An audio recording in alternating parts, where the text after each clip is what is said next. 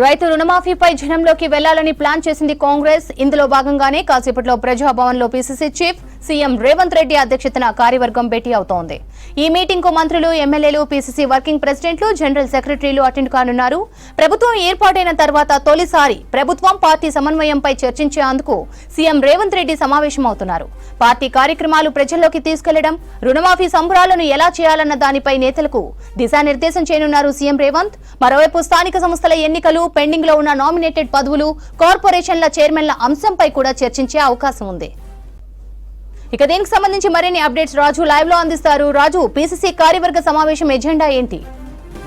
మరి కాసేపట్లో ప్రజాభవన్ లో కీలకమైన సమావేశం మొదలు కాబోతుంది. PCC chief CM Revanth Reddy అధ్యక్షతని సమావేశం మొదలవుతుంది. ఇప్పటికే రాష్ట్రానికి సంబంధించిన మంత్రులు, ఎమ్మెల్యేలు, దాంతోపాటు ఎంపీలు, ఇక కాంగ్రెస్ పార్టీకి సంబంధించిన కీలక నేతలంతా ప్రజాభవన్కు చేరుకున్నారు. మరి కాసేపట్లో సీఎం రేవంత్ రెడ్డి కూడా ప్రజాభవన్కు చేరుకోబోతున్నారు. ఆయన చేరుకున్న తర్వాత ఈ సమావేశం మొదలు కాబోతుంది. ప్రధానంగా రేపటి నుంచి వెళ్ళి రుణమాఫీ కార్యక్రమాన్ని తెలంగాణ రాష్ట్ర ప్రభుత్వం ప్రారంభించబోతుంది. ఎన్నికల సమయంలో ఇచ్చిన హామీ ఏదైతే ఉందో రైతులకు 2 లక్షల లోపు రుణమాఫీ, పార్లమెంట్ ఎన్నికల సమయంలో కావచ్చు, అసెంబ్లీ ఎన్నికల సమయంలో కావచ్చు, ఇదే అంశాన్ని ప్రస్తావించు వచ్చారు. అయితే రేపటి నుంచి వెళ్ళి రుణమాఫీ కార్యక్రమాన్ని చేపట్టాలని రాష్ట్ర ప్రభుత్వం భావిస్తుంది. దానికి సంబంధించిన గైడ్ లైన్స్ కావచ్చు, విధి విధానాలు కావచ్చు 2 రోజుల క్రితం విడుదల చేసింది. అయితే రేపటి నుంచి వెళ్ళి అమలు చేయబోయే రుణమాఫీ పథకం ఏదైతే ఉందో ప్రతి గ్రామంలోకి వెళ్ళి అది పెద్ద ఎత్తున ఒక పండుగ వాతావరణం లాగా చేయాలనేది కాంగ్రెస్ ప్రభుత్వం యొక్క ఆలోచన. దానికి సంబంధించి కూడా ఇవాళ చర్చించే అవకాశం అయితే కనబడుతుంది. దాంతోపాటు ఎక్కువగా 6 నెలల కాలంలో తెలంగాణలో కాంగ్రెస్ పార్టీ అధికారంలోకి వచ్చిన తర్వాత 6-7 నెలల కాలంలో చేపట్టిన సంక్షేమ పథకాలు కావచ్చు, చేసిన గ్యారంటీలు, అమలు చేసిన గ్యారంటీలు కావచ్చు, జనాల్లో ఎక్కువ పోవట్లేదు అనేది ప్రభుత్వంలో ఉన్న పెద్దల యొక్క ఆలోచన. దానికి సంబంధించి కూడా సీఎం రేవంత్ రెడ్డి ఒక దిశానిర్దేశం చేసే అవకాశం అయితే కనబడుతుంది. ఎందుకంటే మహిళలకు ఉచిత ఆర్టీసీ బస్సు ప్రయాణాన్ని అమల్లోకి తీసుకొచ్చింది. అది చాలా అతిపెద్ద గ్యారంటీ.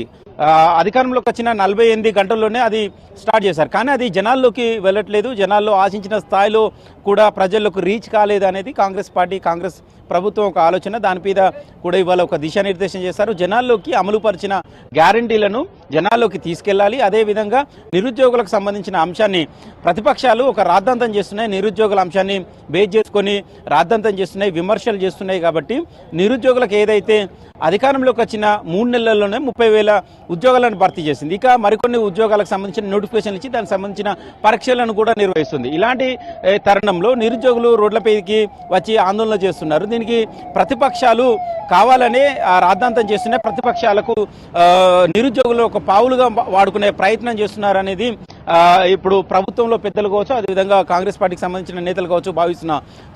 ఇలాంటి నిరుద్యోగుల విషయంలో ఎలా వ్యవహరించాలి, కాంగ్రెస్ పార్టీకి సంబంధించిన పార్టీ నేతలు కావచ్చు, అదేవిధంగా ప్రభుత్వంలో ఉన్న పెద్దలు కావచ్చు ఏ విధంగా వ్యవహరించాలి, దానికి కౌంటర్గా ప్రెస్ మీట్లు పెట్టడం కావచ్చు, దానికి కౌంటర్గా విమర్శలను ఏ విధంగా చేయాలన్న దాని మీద ఒక దిశానిర్దేశం చేసే అవకాశం ఉంటుంది. దాంతోపాటు త్వరలోనే స్థానిక సంస్థలు కూడా ఎన్నికలు రాబోతున్నాయి. దానికి సంబంధించి జనగణన చేయాలని కూడా 2 రోజుల క్రితం సీఎం రేవంత్ రెడ్డి అధ్యక్షతన కూడా సచివాలయంలో రివ్యూ జరిగింది. ఒకవేళ కులగణన చేసిన తర్వాతనే స్థానిక సంస్థలు ఎన్నికలు నిర్వహించినట్లయితే మరొక 6 నెలల గడువు, అంటే స్థానిక సంస్థల ఎన్నికలు మరొక 6 నెలలు వాయిదా వేల్సేది. ఇప్పటికే 6 నెలలు అయింది, మరొక 6 నెలలు అంతే 1 ఇయర్ అవుతుంది.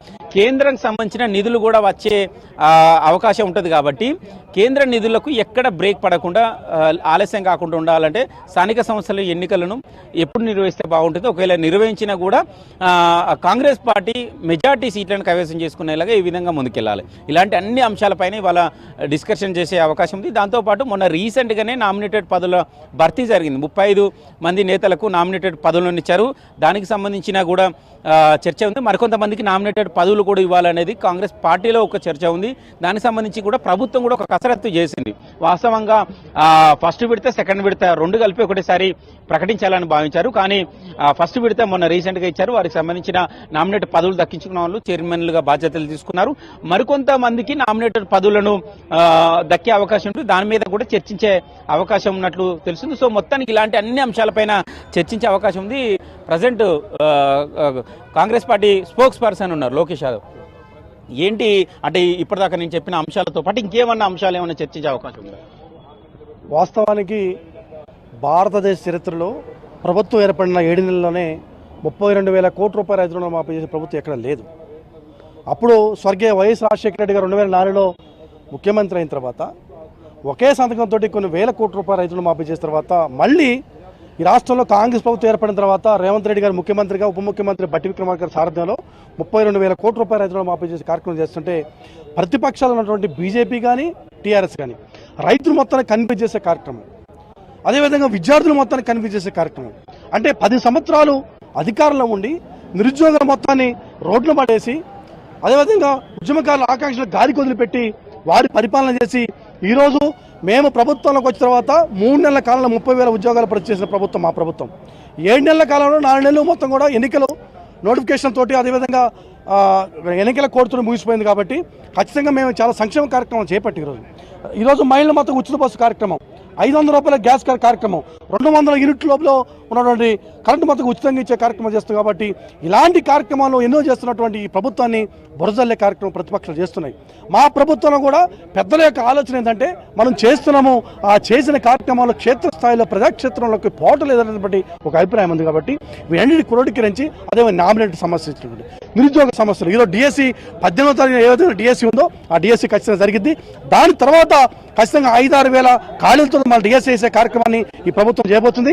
దాంతో పాటుగా గ్రూప్ 2కి గ్రూప్ 3కి సంబంధించి ఖచ్చితంగా ఒక వెసులుబాటు కల్పించే కార్యక్రమం ఈరోజు నిర్ణయం రాబోతుంది. నిరుద్యోగులందరూ కూడా ఏదైతే ఈ రాష్ట్రంలో నిరుద్యోగులు ఉన్నారో ఎవరు ఆధారపడాల్సిన అవసరం లేదు. నిరుద్యోగులు మొత్తం కూడా గ్రూప్ 2కి గ్రూప్ 3కి సంబంధించి ఒక డేట్ వచ్చే కార్యక్రమం ఉంది. కాబట్టి మీరందరూ సంతోషంగా ఉండాలి. అదేవిధంగా నామినేటెడ్ పోస్ట్ సంబంధించి కూడా ఈరోజు నామినేట్ సంబంధించి కొంత కన్ఫ్యూజింగ్ ఈ రాష్ట్రంలో ఉంది. ఈ రాష్ట్రంలో చాలా పెద్ద కులాలు, సింగిల్ లార్జెస్ట్ కమ్యూనిటీ కులాలు ఉదాహరణ తీసుకుంటే గొల్ల కులంలో ఈ రాష్ట్రంలో సమగ్ర కుటుంబ సర్వే ప్రకారము 75 లక్షల మంది 18% మంది గొల్ల కులంలో ఉన్నారని చెప్పి స్వయాన తెలంగాణ తొలి ముఖ్యమంత్రి కేసీఆర్ గారు చెప్పారు. దాని ప్రకారం ఈ రాష్ట్రంలో ఉన్నటువంటి ప్రజలు మొత్తం కూడా ఆశ్చర్యం వ్యక్తం చేస్తున్నారు. మాకు ఎదురైన పదవి రాలేదని, మాకు మంత్రి పదవి రాలని అంటారు. కాబట్టి ఎవరు ఆశ్చర్యజరద్దు, ఎవరు కూడా ఆందోళన చెందవద్దు. మేము చెబుతున్నాం, గొల్లకులం ప్రతినిధిగా మేము చెబుతున్నాం, మీకు అందరూ కూడా న్యాయం చేసే కార్యక్రమం చేద్దాం. మీ అందరం కూడా పొట్టలో పెట్టుకొని సాధే కార్యక్రమం కాంగ్రెస్ పార్టీ చేద్దాం. మనందరికీ పదవులు వస్తాయి, నామినేట్ పోషిస్తారు. అదేవిధంగా మంత్రి పదవి వస్తుంది. 5 కార్పొరేషన్లకు గొల్లకులంకి ఇవ్వబోతుంది. కాబట్టి అధైర్యపడకుండా ధైర్యంగా ఉండాలని చెప్పని ఈ సందర్భంగా తెలియజేస్తున్నాం. ప్రజాభవన్లో ఇప్పుడే PCC chief CM Revanth Reddy convoy వెళ్తుంది, లోపలికి వెళ్తుంది. మరి కాసేపట్లో మీటింగ్ మొదలు కాబోతుంది. ప్రధానంగా చాలా అంశాలపైన ఇవాళ ఇటు పార్టీ పెద్దలతో కావచ్చు, అదేవిధంగా ప్రభుత్వ పెద్దలతో కావచ్చు సీఎం రేవంత్ రెడ్డి మాట్లాడే అవకాశం ఉంది. చాలా కీలకమైన సమావేశం అని అంటున్నారు. ఎందుకంటే ప్రభుత్వం ఏర్పడిన తర్వాత ప్రజాభవన్లో మొట్టమొదటిసారిగా ఇటు పార్టీ నేతలతో కావచ్చు, ప్రభుత్వం పెద్దలతో కావచ్చు, ఇటు మంత్రులు, ఎంపీలు, ఎమ్మెల్యేలు, అదేవిధంగా వివిధ కార్పొరేషన్ల చైర్మన్లు అందరితోనే ఇవాళ పెద్ద ఎత్తున ఈ కార్యక్రమాన్ని నిర్వహించబోతున్నారు. విప్ రామచంద్ర నాయక్ డోర్నకల్ ఎమ్మెల్యే ఉన్నారు. సార్ చెప్పండి సార్, ఏంటి లోపలికి వెళ్తున్నారు మీరు కూడా? తప్పకుండా ముఖ్యమంత్రి గారు పిలుపు మేరకు ఈరోజు యావత్తు తెలంగాణ ఎమ్మెల్యేలు అదేవిధంగా కాంటెస్ట్ అభ్యర్థులు అందరం ఆ సమీక్షలు అటెండ్ కావడానికి వచ్చేసినాం. ముఖ్యంగా తెలంగాణ రాష్ట్రంలో గత ప్రభుత్వంలో ప్రజల్ని ఏ విధంగా వంచింపబడ్డారు, ప్రజా ఆస్తుల్ని ఏ విధంగా ఎందుకు కొలగొట్టిరు, దాని మీద కొంత సుదీర్ఘ చర్చ జరిగే అవకాశం ఉంది. అదేవిధంగా తెలంగాణ ప్రజానీకానికి ఇచ్చిన హామీలన్నీ ఒక్కొక్కటిగా మరి అనతి కాలంలోనే 120 రోజుల పరిపాలనలోనే ముఖ్యమంత్రి గారు రేవంత్ రెడ్డి గారు మరి ప్రజల్లో ఒక్కొక్కటిగా సక్సెస్ఫుల్గా తీసుకెళ్లే కార్యక్రమం చేపడుతున్నారు. అందులో భాగంగా రేపు రైతు రుణమాఫీ కూడా ఏకకాలంలో చేపట్టే పరిస్థితి కనబడతా ఉంది. కాబట్టి రైతాంగాన్ని, యువతను, అదేవిధంగా అన్ని సామాజిక వర్గాలని అభివృద్ధి పదంలో తీసుకెళ్లే సంకల్పంతోనే రేవంత్ రెడ్డి గారు ముందున్నదని తెలియజేస్తున్నారు. ఇది మొత్తానికైతే ప్రజాభవన్ లో మరి కాసేపట్లో మీటింగ్ మొదలు కాబోతుంది. CM PCC chief Revanth Reddy Praja Bhavan కు చేరుకున్నారు. ఇక మీటింగ్ హాల్ కు రీచ్ అయిన తర్వాత ఎజెండా అంశాలు పార్టీకి సంబంధించి కావచ్చు, ప్రభుత్వం సంబంధించిన ఏ విధంగా కోఆర్డినేట్ చేసుకొని ముందుకెళ్లాలి, ప్రజల్లో తెలంగాణలో కాంగ్రెస్ పార్టీ అధికారంలోకి వచ్చిన తర్వాత అమలు చేసిన గ్యారంటీలను ప్రజల్లోకి ఏ విధంగా తీసుకెళ్లాలి, అదేవిధంగా రుణమాఫీకి సంబంధించే అంశం ప్రధానంగా ఉండబోతుంది. ఎందుకంటే రేపటి నుంచి 2 లక్షల రుణమాఫీ మాఫీ చేయబోతుంది. మొదటి విడతగా రేపు ₹1,00,000 ఏదైతే ₹1,00,000 లోపు ఉన్నదంతా రేపు అందరికీ మాఫీ చేయబోతున్నారు. తర్వాత అంటే ఆగస్టు 15 లోపు పూర్తి స్థాయిలో నెలలో 2 లక్షల రుణమాఫీ చేస్తామని ప్రభుత్వం చెప్తుంది. పిసిసి చీఫ్ రేవంత్ రెడ్డి కూడా చెప్తూ వస్తున్నారు. ఆ దశగా రుణమాఫీ చేస్తున్నారు కాబట్టి గ్రామాల్లోకి వెళ్ళి ప్రతి రైతుకు రుణమాఫీకి సంబంధించి వెళ్ళేలాగా రీచ్ అయ్యేలాగా చేయాలి. అదేవిధంగా రుణమాఫీని ఒక పండుగ వాతావరణంలాగా ప్రతి గ్రామాల్లో నిర్వహించాలని ఒక దిశానిర్దేశం చేయబోతున్నారు. దాంతోపాటు మిగతా అన్ని అంశాలపైన చర్చించే అవకాశం అయితే కనబడుతుంది. Sravanthi. Right Raju, thanks for the updates.